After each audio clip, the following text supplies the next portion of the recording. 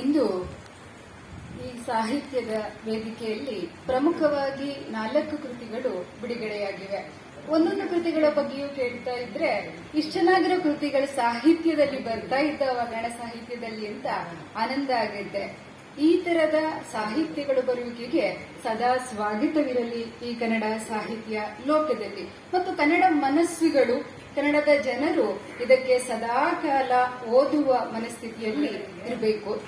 ಅಂದ್ರೆ ನೀವೆಲ್ಲ ಓದ್ಬೇಕು ಅಂತ ಒತ್ತಡವಲ್ಲ, ಈ ತರದ ಕೃತಿಗಳನ್ನ ಅಥವಾ ಈ ತರದ ಸಾಹಿತ್ಯದ ಜಗತ್ತನ್ನ ನಾವು ಬೆಳಗಿಸಬೇಕೆಂದ್ರೆ ಕೃತಿಗಳನ್ನ ಓದಬೇಕಾದೀತು ಮತ್ತು ನಮ್ಮ ಮನಸ್ಸಿಗೆ ಒಳ್ಳೆಯ ಶಾಂತಿಯೂ ದೊರಕಿತು. ಯಾವಾಗ ಪುಸ್ತಕದ ಕಡೆಗೆ ಗಮನ ಹರಿಸ್ತೀವೋ ಆಗ ನಾವು ಒಂದು ನೆಮ್ಮದಿಯನ್ನ ಕಂಡುಕೊಳ್ಳಬಹುದು. ಈಗ ಭವ್ಯ ಸುಧಾಕರ್ ಜಿಗಮಣೆ ಇವರ ಹೆಸರು ಹೇಳ್ತಿದ್ದಂತೆ ನನಗೆ ನೆನಪಾಗುವುದು ಯಾವುದು ಅಂತ ಹೇಳಿದ್ರೆ ಅವರ ನಗುಮುಖವಷ್ಟೇ ನೆನಪಾಗುವುದು. ನಮ್ಮ ಮುಖಗಳೆಲ್ಲ ನೋಡಿದ್ರೆ ನಾವು ನಗ್ತಾ ಇದ್ರು ಅಂತಿದ್ದೀವೇನೋ ಅಂತ ಅನ್ಸುತ್ತೆ. ಆದ್ರೆ ಅವರು ಅಂತಿದ್ರು ಕೂಡ ನಗ್ತಾ ಇದ್ದಾರೇನೋ ಅಂತ ಅನ್ಸುತ್ತೆ. ಅಂದ್ರೆ ನಗುಮುಖದ ಒಡತಿಯವರು. ಅವರು ಮೂಲತಃ ಹಾಸನದ ಬೇಲೂರು ತಾಲೂಕಿನ ಹೆಣ್ಣು ಮಗಳು, ಈಗ ಶಿವಮೊಗ್ಗದ ಸೊಸೆಯಾಗಿದ್ದಾರೆ. ಅವರ ಅಂತರಾಳದ ಅಭಿವ್ಯಕ್ತಿ ಕೃತಿ ವಚನ ಸಾಹಿತ್ಯದ ಕೃತಿ ಬಿಡುಗಡೆಯಾಗಿದೆ. ಇದರಲ್ಲಿ 230ಕ್ಕೂ ಹೆಚ್ಚು 230 ವಚನಗಳು ಇದರಲ್ಲಿ ಇದ್ದಾವೆ. ಇದರ ಬಗ್ಗೆ ಮೊದಲ ವಚನದಲ್ಲಿ ಅವರು ಕುಟುಂಬದ ಬಗ್ಗೆಯೇ ಆರಂಭವನ್ನ ಮಾಡ್ತಾರೆ ಮತ್ತು ಕೊನೆಯ ವಚನವೂ ಕೂಡ ಕುಟುಂಬದ ಬಗ್ಗೆಯೇ ಅಂತ್ಯಗೊಳಿಸ್ತಾರೆ. ಅವರ ಒಟ್ಟು ಎಲ್ಲ ವಚನಗಳನ್ನ ನಾನು ಸ್ವಲ್ಪ ಹಾಗೆ ನೋಡ್ತಾ ಇದ್ದಾಗ ಗೊತ್ತಾಗಿದ್ದೇನಂತ ಹೇಳಿದ್ರೆ ಕುಟುಂಬದ ಬಗ್ಗೆ, ಸಮಾಜದ ಬಗ್ಗೆ ಮತ್ತು ಈ ಸಮಾಜದ ಒಳಗೆ ಇರಬೇಕಾದಂತಹ ಅನ್ಯೋನ್ಯತೆಯ ಬಗ್ಗೆ ಅವರಿಗೆ ಬಹಳ ಕಾಳಜಿ ಇದೆ ಅಂತ ಹೇಳುವುದು.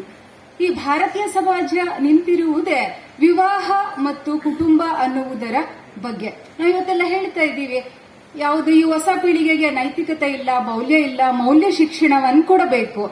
ನಿಜಾನ? ಮೌಲ್ಯ ಶಿಕ್ಷಣವನ್ನ ಕೊಡಬೇಕ ನಾವು? ಅಂತಹ ಪರಿಸ್ಥಿತಿಗೆ ಬಂದಿದ್ದು ಯಾಕೆ?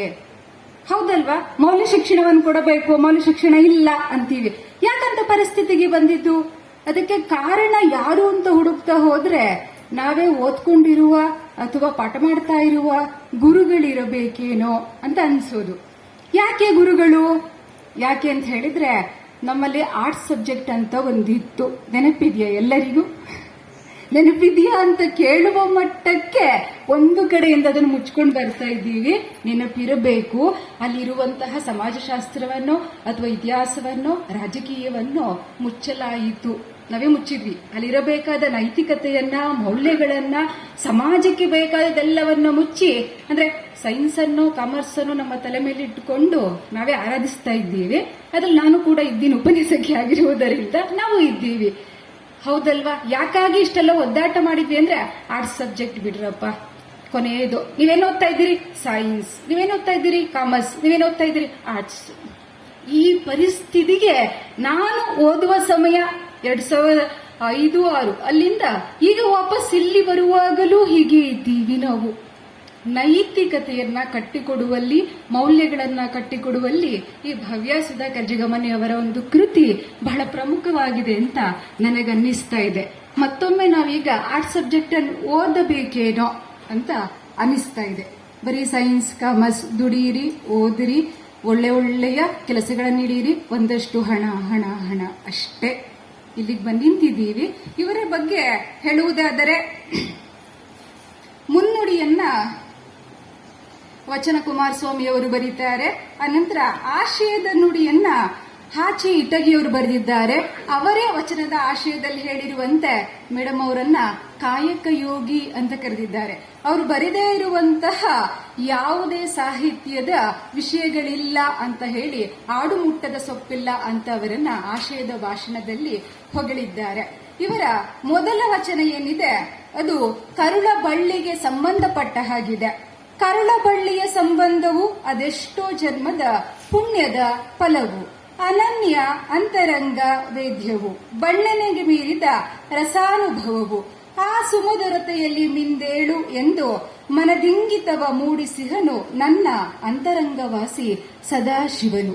ನಾವೆಲ್ಲರೂ ಕರುಳ ಬಳ್ಳಿಯ ಸಂಬಂಧದೊಂದಿಗೆ ಹುಟ್ಟುತ್ತೀವಿ ಮತ್ತು ಭವ್ಯ ಸುಧಾಕರ್ ಅವರು ಹೆಣ್ಣು ಮಗಳಾಗಿರೋದ್ರಿಂದ ಅವರು ಎರಡು ಮಕ್ಕಳ ತಾಯಿಯಾಗಿರುವುದರಿಂದ ಆ ಕರುಳ ಬಳ್ಳಿಯ ಸಂಬಂಧವನ್ನೇ ಇಲ್ಲಿ ಬರೆದಿದ್ದಾರೆ.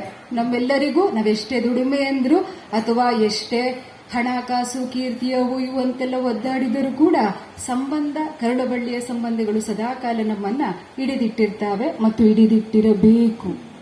ಇಲ್ಲದೆ ಹೋದಲ್ಲಿ ವಾಪಸ್ ನಾವೀಗ ಮೌಲ್ಯ ಶಿಕ್ಷಣ ಕೊಡಿ ಅಂತೀವಲ್ಲ, ಅದೊಮ್ಮೆ ಮತ್ತೊಮ್ಮೆ ನಿಜವಾದೀತು. ಅದನ್ನ ಇಲ್ಲಿ ಅವರು ಹೇಳ್ತಾರೆ.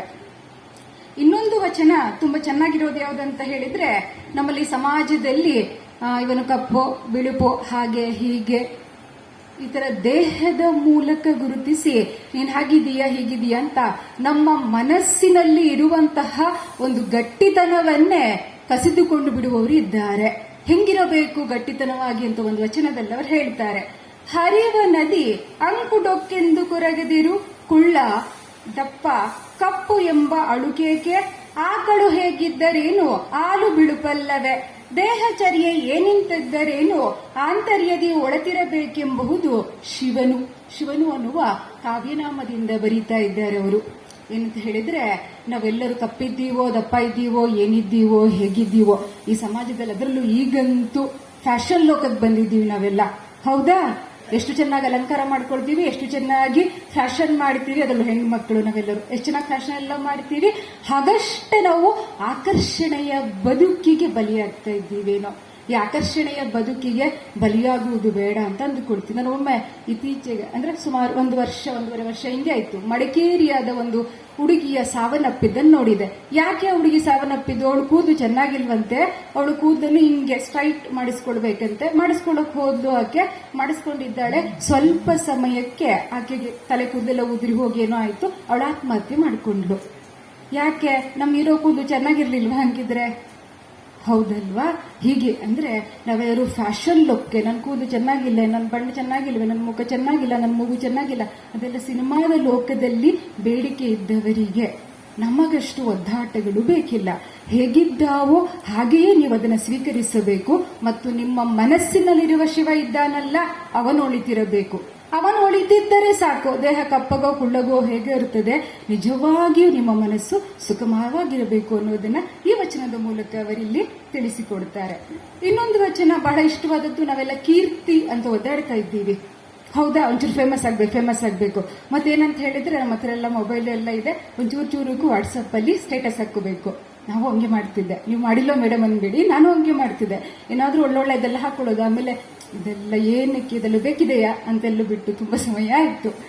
ಈಗ ಅವರದ್ದು ಇನ್ನೊಂದು ವಚನ, ಸೂರ್ಯನು ಸದ್ದು ಮಾಡದೆ ಜಗ ಬೆಳಗುವನಯ್ಯ, ಚುಕ್ಕಿ ಚಂದ್ರಮರು ಚಿಂತೆ ಇಲ್ಲದೆ ಮಿರುಗುವರಯ್ಯ, ಭೂವಿ ಎಲ್ಲವ ಸಹಿಸಿ ಪೊರೆಯುವಳಯ್ಯ, ಮನುಜ ನೀನೇಕೆ ಅಟ್ಟಹಾಸದಿ ಹಾರಾಡುವೆ, ಕಿತ್ತಾಟ ಬಡಿದಾಟ ಬುಸುಗುಡುವೆ, ಸಮರ್ಪಣಾ ಭಾವದಿ ಬದುಕಿ ಸಾಕ್ಷಾತ್ಕಾರಗೊಳ್ಳಿರೆನುತಿಹನು ಶಿವನು. ಹೌದಲ್ಲವೇನು? ನಾವೇನ್ ಮಾಡಿದ್ದರೇನು, ಏನ್ ಮಾಡದಿದ್ದರೇನು, ಎಷ್ಟು ಹಾರಾಟ, ಎಷ್ಟು ಕಿರ್ಚಾಟ, ಏನು ಕೂಗಾಟ, ಸ್ವಲ್ಪ ಏನಾದ್ರು. ನಮ್ಮಲ್ಲಿ ಒಂದು ಭಾರತದ ಬಗ್ಗೆ ಹೇಳ್ತಾರೆ, ರಾಜಕೀಯದ ಬಗ್ಗೆ, ಅದೇ ಮಾತ ನಾನು ಹೇಳ್ತೀನಿ. ಅಮೆರಿಕದಲ್ಲ ಪ್ರೆಸಿಡೆಂಟ್ ಅವರೆಲ್ಲ ಆದ್ರೆ ಅವರೆಲ್ಲ ನಿವೃತ್ತಿಯ ನಂತರ ಹೋಗಿ ಸುಮ್ಮನೆ ಸಾಮಾನ್ಯರ ಹಾಗೆ ಕೆಲಸ ಮಾಡ್ತಾರೆ. ನಮ್ಮಲ್ಲಿ ಒಬ್ಬರು ಸುಮ್ಮನೆ ಯಾರಾದ್ರೂ ಇದ್ರೆ ಬೇಸರ ಮಾಡಿಕೊಳ್ಳಬೇಡಿ, ಗ್ರಾಮೀಣ ಪಂಚಾಯತಿಯ ಅಧ್ಯಕ್ಷ ಆದರೂ ಸಾಕು. ಅವರು ಸಾಯುವವರೆಗೂ ಗ್ರಾಮೀಣ ಪಂಚಾಯತಿಯ ಅಧ್ಯಕ್ಷರೇ ಆಗಿರ್ತಾರೆ. ಚೇರನ್ನು ಬಿಟ್ಟುಕೊಡೋದೇ ಇಲ್ಲ. ಸದಾಕಾಲ ಅವರಿಗೆ ಅದೇ ಬೆಲೆ ಗೌರವಗಳು ಮತ್ತು ಹಿಂಗಿಂಗೆ ಓಡಾಡ್ತಿರ್ತಾರೆ ಅವರು ಯಾವಾಗಲೂ. ಹೌದಲ್ವಾ? ಹಿಂಗಿಂಗೆ ಓಡಾಡೋದು ಅವರು. ಸಾಧಾರಣ ಓಡಾಡುವುದು ಸ್ವಲ್ಪ ಕಡಿಮೆ. ಅಂದ್ರೆ ಭಾರತದ ಒಳಗೆ ಇದೆಯಲ್ಲ, ಆ ವಿಷಯವನ್ನ ಇಲ್ಲವರು ಬಹಳ ಹೇಳ್ತಾರೆ. ನಾವು ತುಂಬಾ ಏನೋ ಅದು ಮಾಡಿದ್ದೀನಿ ಇದು ಮಾಡಿದ್ದೀನಿ ಅನ್ನೋದು ಬೇಡ ಅಂತ ಹೇಳುವುದನ್ನ ಪ್ರಕೃತಿಯ ಮೂಲಕ ಹೇಳ್ತಾ ಇದ್ದಾರೆ. ಇನ್ನೊಂದು ವಚನ, ಅವರು ಸತಿಪತಿಯ ಬಗ್ಗೆ ಹೇಳ್ತಾರೆ. ಏನಂತ ಹೇಳಿದ್ರೆ, ನಾವು ಬೇಂದ್ರೆಯವರ ಬಗ್ಗೆ ಕೇಳಿದ್ದೀವಲ್ಲ, ಹಾಗೆ ಇಲ್ಲೂ ಕೂಡ ಸತಿಪತಿಯವರ ಬಗ್ಗೆ ಹೇಳ್ತಿದ್ದಾರೆ. ಆತ ಬಡವ ನಾನು ಬಡವಿ, ಒಲವೇ ನಮ್ಮ ಬದುಕು. ಸತಿಪತಿಯ ಒಲವು ಬಲುಹಿತವು, ಒಮ್ಮೆಲೆ